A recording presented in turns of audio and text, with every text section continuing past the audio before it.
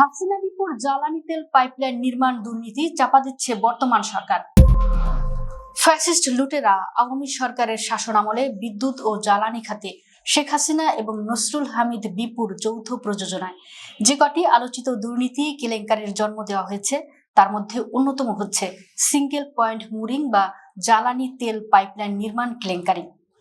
চট্টগ্রামের ইস্টার্ন রিফাইনারিতে জাহাজ থেকে সরাসরি ক্রুড অয়েল স্থানান্তরের জন্য একটি সিঙ্গেল পয়েন্ট মুরিং বা পাইপলাইন প্রকল্পের উদ্যোগ নেয় আওয়ামী লীগ সরকার। প্রকল্পটির প্রথমে অনুমোদিত ব্যয় ছিল 4,936 কোটি টাকা। একাধিকবার সংশোধনের পর এর ব্যয় বেড়ে দাঁড়ায় 8,341 কোটি টাকা। কিন্তু দফায় দফায় ব্যয় বাড়ানো হলেও যথাযথ মান অনুযায়ী পাইপলাইন নির্মাণের কাজ সম্পন্ন করা হয়নি। এতে প্রকল্পের মূল উদ্দেশ্যই ব্যাহত হতে পারে বলে আশঙ্কা করা হচ্ছে। আওয়ামী লীগ আমলের হাসিনা বিপুর এই মহা দুর্নীতি লুটপাট চাপা দিতেই উঠে পড়ে লেগেছে এখনকার জ্বালানি মন্ত্রণালয়। একই দুর্নীতিবাজ চীনা কোম্পানিকে O&M ঠিকাদার নিয়োগের পায়তারা চলছে, তাও সম্পূর্ণ অবৈধভাবে। যে ভয়াবহ অনিয়মের মধ্য দিয়ে O&M বা অপারেটর নিয়োগের প্রক্রিয়া চলছে, এর নজির অতীতে নেই। এর সঙ্গে সরাসরি জড়িত রয়েছেন জ্বালানি ও খনিজ সম্পদ বিভাগের সচিব মোহাম্মদ সাইফুল ইসলাম এবং BPC chairman Mohammad Rezanur Rahman. Operator নিয়োগের ভয়াবহ এই দুর্নীতি অপকর্মে বিএনপি সরকারকে জড়ানোর এই দুই কর্মকর্তা মূল ভূমিকা রাখছেন বলে সংশ্লিষ্ট সূত্র নিশ্চিত করেছে।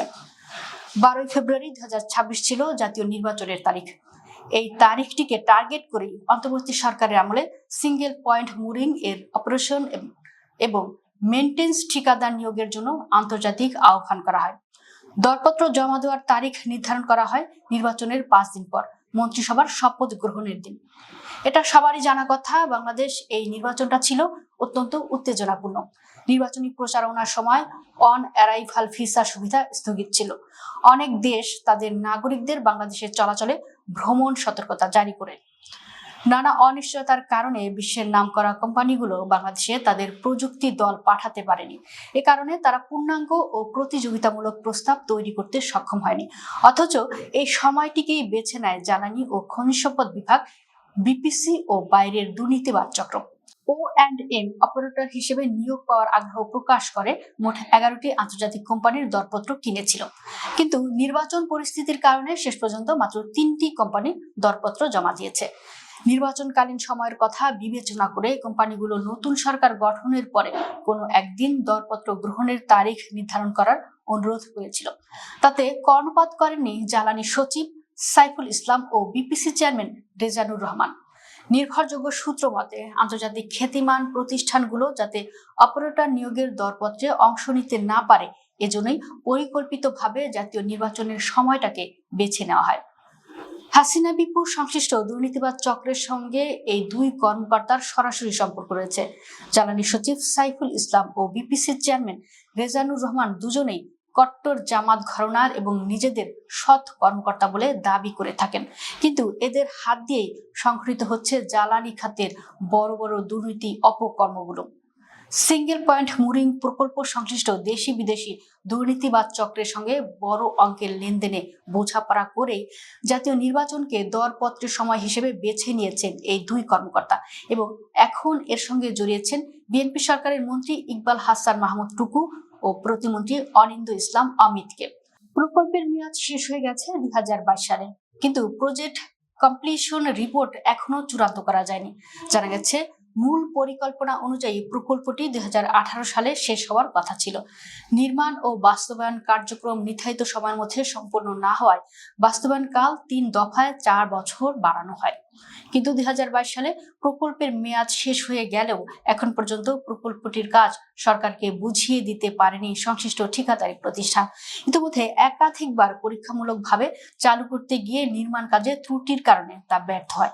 2023 সালে প্রকল্পটি প্রথমবার পরীক্ষামূলক চালু করতে গিয়ে সফল হয়নি।